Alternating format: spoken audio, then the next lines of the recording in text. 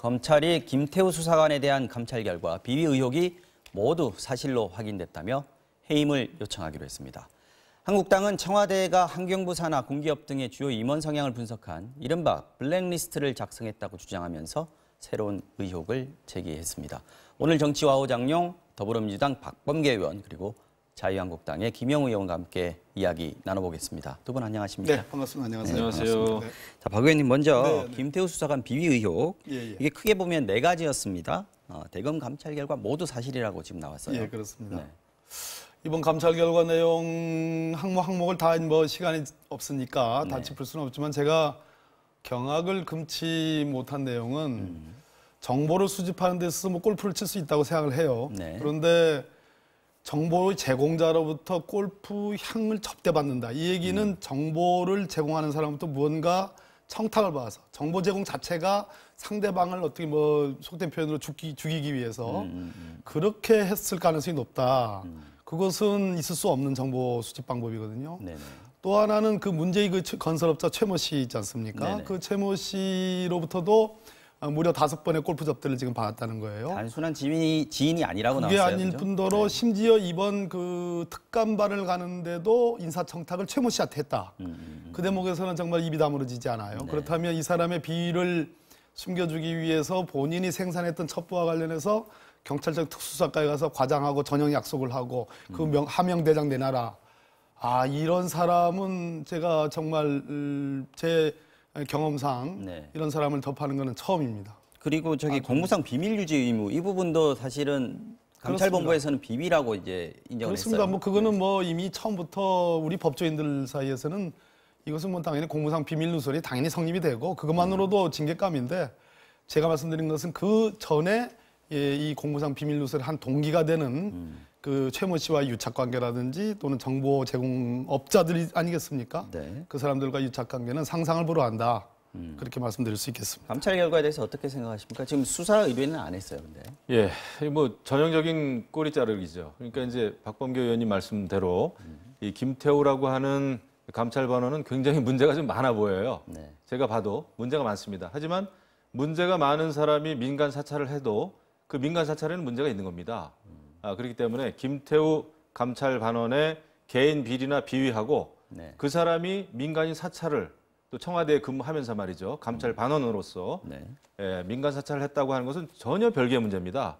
그래서 문제 있는 사람이 민간 사찰을 했다고 해서 그 민간 사찰이 잘못된 좋은 게 아니죠. 문제의 본질은 거기에 있다 이렇게 보고 수사를 의뢰 안 하고 중징계가 됐어요. 네. 아직 된 건 아니고. 예, 중징계를 요청한 거죠. 해임을 요청했다고 나옵니다. 이거는 전 잘못됐다고 봅니다. 왜냐하면 아마 조사나 이제 수사에 들어가면은 더 많은 이 민간 사찰과 관련된 피의자 또 범죄자가 나타날 거로 보고 아마 그 검찰에서는 그냥 중징계만 요청한 것 같은데 글쎄요, 저는 꼬리 자르기 아니냐 이런 의심이 좀 들고 이것은 제대로 된 수사를 해야 되는데 제대로 된 수사가 지금 가능하겠습니까?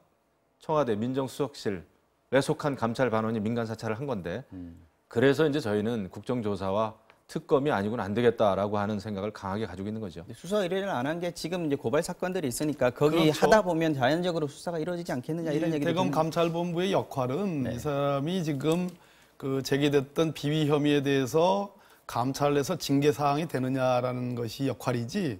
만약에 지금 그 청와대에 의해서 지금 고발이 됐잖아요. 네. 김태우 씨도 고발됐고 뭐 고발한 자유한국당의 청와대 사건도 있습니다. 사람들도 지금 고발을 한 상태인데 그래서 수사가 진행이 되고 있어요.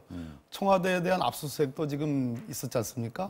그런 상황에서 대검 감찰본부가 수사 의뢰를 한다 한들 그건 아무런 상징적 효과밖에 없기 때문에 그 부분은 좀 뺀 것으로 이렇게 해석하고 있습니다. 근데 뭐 말이 압수수색이지 압수수색이 아니더만요. 보니까 필요한 자료를 건네달라고 요청을 했고 그 자료를 그냥 건네준 건데 이거 뭐 제대로 된 압수수색이 아니라고 봐요. 국방위원장을 지내신 우리 김영우 의원님이 아시면서도 지금 말씀 안 하신 건데 국방위원하고 왜 관계가 있어요? 중요 시설이니까 우리나라 형사소송법에 압수수색 집행에 제한이 되는 장소 중에 청와대의 군사안보와 관련된 그러한 예외 조항이 있습니다. 거기에 기한 거고 지난번 박근혜 국정농단 때도 딱 연풍문에 가서 기다리면서 이미 제출물을 가져오는 방식으로 했습니다. 방식은 그렇지만 결과적으로는 제대로 된 그 자료를 자료를 확보하기 어렵겠구나라는 생각이 듭니다. 근데 어쨌든 청와대에서 요청한 자료들을 다 성실하게 제출을 해줬다라고 얘기를 하고 있는데 그 얘기는 뭐 어느 정도 청와대도 자신 있다는 표현인가요? 저는 어떻게 봐야 됩니까? 사건 초반부터 뭐 이 사안에 대해서 제가 뭐 누구 봐도 많이 알아보려고 네네. 가능한 한도 내에서 최대한의 노력을 했고 여기 이 자리에서도 뭐 얘기도 취재를 했고 많이 하셨더라고요. 예, 뭐 네. MBC 뭐 여러 군데 출연해서 얘기를 했는데요. 네. 이 부분은 김태우 본인을 단위로 놓고 그 위에 제가 계속 드리는 말씀입니다. 선임행정관, 특감반장, 반부패비서관, 민정수석까지 네. 그 레벨 단계마다의 조치 의무가 다릅니다. 그래서 보고와 지시가 묵인이 어떻게 됐냐는 것이 관건인데 제가 누누이 말씀드립니다마는 적어도 조국 민정수석을 기준으로 놓고서는 별 문제가 없다. 근데 문제는 정작 이렇게 비위 혐의가 많고 자기를 옹호하기 위해서 방어하기 위해서 극단적으로 공무상 비밀 누설까지 하는 김태우 씨, 또 자유한국당의 주장에 의하면은 불법 사찰의 장본인인데 정작 자유한국당은 김태우 씨를 고발하지 않은 건 뭐냐 하는 지적을 할 수 있겠습니다. 자, 다음 얘기는 한국당에서 새로 이제 의혹을 네. 제기한 부분입니다. 환경부 산하기관 임원들의 사퇴 등 관련 동향 문건. 이게 지금 한국당에서는 문재인 정부에서 공식 확인된 첫 블랙리스트다 이렇게 규정을 했는데 어떤 점에서 지금 블랙리스트라고 하는 겁니까? 아주 그냥 블랙리스트의 전형, 아주 모델입니다. 이거 이제 뭐 신문에도 신문도 대문짝, 대문짝만 이렇게 났는데, 어느 신문입니까? 예, 그 아무튼 뭐 도하일간지입니다. 네. 그 환경부 산하 임직원들 네. 21명이죠. 21명에 대해서 저는 정말 그 문재인 정부가 일자리 정부다 이렇게 얘기를 했는데 일자리 정부가 맞아요. 네. 다만 문재인 정부와 친한 사람들을 일자리 만들어주기 위해서 지난 정부 인사들하고 친한 사람들을 몰아내기 위해서 이런 네. 블랙리스트까지 만들었더군요. 여기 보니까 환경부 산하기관 임직원들의 그 사퇴에 관련된 동향을 쭉 도표로 만들었습니다. 그래서 반발하는 사람, 새누리당 출신이다 이렇게 써 있고 그다음에 또 1번 해가지고 최근 야당 의원실을 방문해서 사표 제출 요구에 대해서 비난하고 내부 정보를 제공한다는 소문이 있다 이런 식으로 사람에 대해서 이렇게 동향을 다 써가지고 일목요연하게 정리를 했습니다. 지금 자유한국당에서 이걸 환경부에서 작성했다라고 얘기를 하시는 거죠? 그렇죠. 문재인 환경부에 측도 작성했고 청와대에서 시킨 거죠. 그 김태우 이 사람하고 이제 연관이 돼 있는데 문제는 문재인 대통령께서 뭐라고 말씀하셨습니까? 지난 대선 후보 시절에 민주주의의 근간을 유린한 국가 폭력이다. 블랙리스트 만드는 거에 대해서 말이죠. 네. 국가 폭력을 지금 저지른 거예요. 지금 문정부 하에서. 네. 그다음에 문 대통령께서는 후보 시절에 이런 얘기까지 하셨어요. 다음 정부는 절대 이런 못된 짓을 하지 않겠다. 그런데 못된 짓을 한 겁니다. 이거에 대해서 누군가는 책임을 져야 되는 거 아니겠어요? 근데 조국 수석은 입을 닫고 있고 대통령께서도 아무런 말씀을 안 하시고 아니 전 정권에 대해서는 그 문학의 블랙리스트 만들었다고 하는 것 때문에 조윤선 문화부 장관, 김기춘 비서실장 네. 전부 다 감옥 보내지 않았습니까? 근데 지금은 책임지는 사람이 책임지기 이전에 뭐라고 이렇게 사죄하는 사람이 없어요. 무조건 꼬리 자르기지. 근데 왜냐하면 청와대 쪽에서는 지금 아니라고 부인을 하고 있지 않습니까? 네. 보고받은 적도 없고 지시를 한 적도 그렇습니다. 없고 본 적도 없다. 이렇게 그게 얘기하고 문제죠. 지금 방식이 이런 거죠. 엊그저께는 서울창조경제혁신센터 박영호 센터장 얘기를 지금 툭 던졌어요. 그죠? 매일같이 이렇게 하고 있지 않습니까? 네. 툭 던졌는데 저도 거기에 지금 저 조사를 한 사람입니다만 서울창조경제혁신센터는 공공 유관단체입니다. 그러니까 서울중앙지검에 이번에 그 김태우 씨가 정보관으로 있을 때 이미 그때 내사의 방법으로 그 서울 창조경제혁신센터를 지휘 감독하는 창업진흥원장한테 공문을 보냅니다. 그 무슨 얘기냐? 민간인이 아니라는 겁니다. 두 번째, 김태우 씨가 이미 다뤘던 사안을 가지고 청와대로 들어온 거예요. 그러니까 이건 다른 사안이죠. 그러니까 그거는 또 지나갔어요. 그러니까 또 오늘 지금 환경부 얘기를 지금 하는 거예요. 그죠? 그런데 그것도 역시 마찬가지로 청와대 입장에서는 그거는 지시받은 것 한 적도 없고 보고받은 적도 없다. 김태우 본인이 스스로 그 환경부에 얘기해가지고 환경부 직원으로 하여금 작성해서 가져온 것이다 일 뿐이다. 네. 자 그렇다면 진상 규명을 좀 될 때까지 좀 기다리셔야 되는데 지금 우리 김영우 의원님 답지 않게 청와대에서 시킨 것이다. 문재인 대통령까지 언급하시는 거 이거는 좀 제가 보기엔 너무 많이 나가는 얘기예요. 김태우 네, 감찰관이 어디 소속입니까? 그렇게 청와대 소속 아니었어요? 그러면 청와대 민정수석실 소속 감찰반원이었습니다. 네. 그리고 청와대 소속일 때 이 문건이 작성된 것이고 네. 또 김태우 저도 어디까지 믿어야 될지 모르겠습니다만은 네. 이인걸 그죠? 감찰 반장이죠. 반장, 네. 반장한테 보고도 하고 다 그렇게 지시 받고 했다는 거 아닙니까? 근데 문제는 이게 김태우 수사관 주장이라는 데 있지 네, 않습니까? 주장입니다. 이제 거기에 이제 공방이 그런데 벌어지고 있는 청와대나 거죠. 아니면 제가- 여권에서는 왜 그냥 이거 사실이 아닌 것처럼 이렇게 그냥 딱 단정해서 말씀들 하시니까 저는 그게 이해가 안 가는 거예요. 그래서 제가 보기에는 김 의원님 같이 좀 합리적인 분별이 계신 분은 김태우의 과거 행적들, 소위 비위 행적들을 아까 이해하지 못한다고 그러셨잖아요. 비위는 비위고. 그렇다 아니죠. 비유면 비유가 아니죠.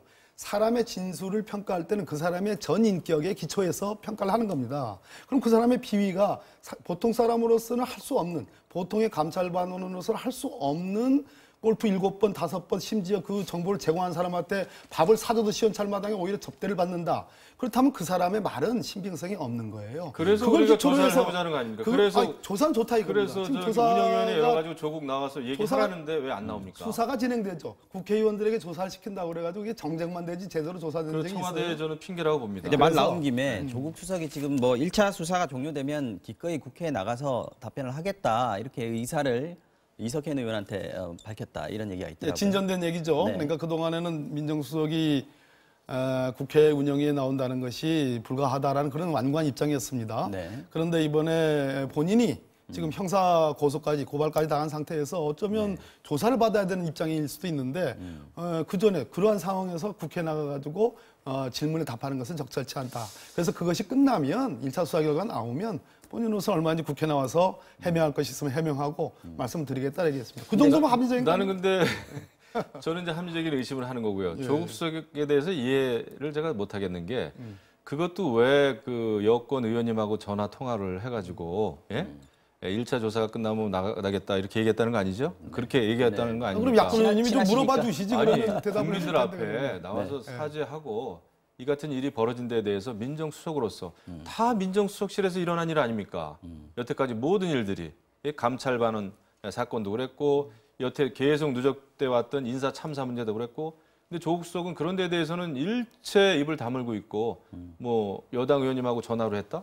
저는 이해할 수 없고요. 민정수석이라고 하는 자리는 그렇게 가벼운 자리가 아니다라는 거를 알겠습니다. 명심해 주기 바랍니다. 시간이 좀 없어서요. 예, 그럼요. 그 다음 얘기로 좀 넘어가겠습니다. 지금 어저께 그 남북 철도 도로 연결식이 있었습니다. 행사에 한국당 제외하고 여야 원내대표들이 모두 참석을 했는데 나경원 원내대표가 지금 3번 전화를 김용균 장관은 했다 그러는데 못 받았다 그러고 모르는 자는 안 받는다 그러고 이렇게 됐습니다. 이 부분은 어떻게 보세요? 놀랄 노자예요. 나경원 대표님 저와 같이 판사도 했고 해서 네. 제가 참 좋아하는 측면이 있는데 놀랄 노자입니다. 왜냐하면 모르는 전화는 받지 않는다. 제1야당의 원내대표 그러시면 안 됩니다. 더더군다나 통일부 장관의 전화번호가 모르는 전화번호였다는 것은 더더욱 저는 놀랄 일반 수밖에 번호로 없어요. 했을 수도 있어요. 아니 물론 그럴 수도 있다. 그럴 리가 있겠습니까? 그렇지 않을 것 같고요. 네.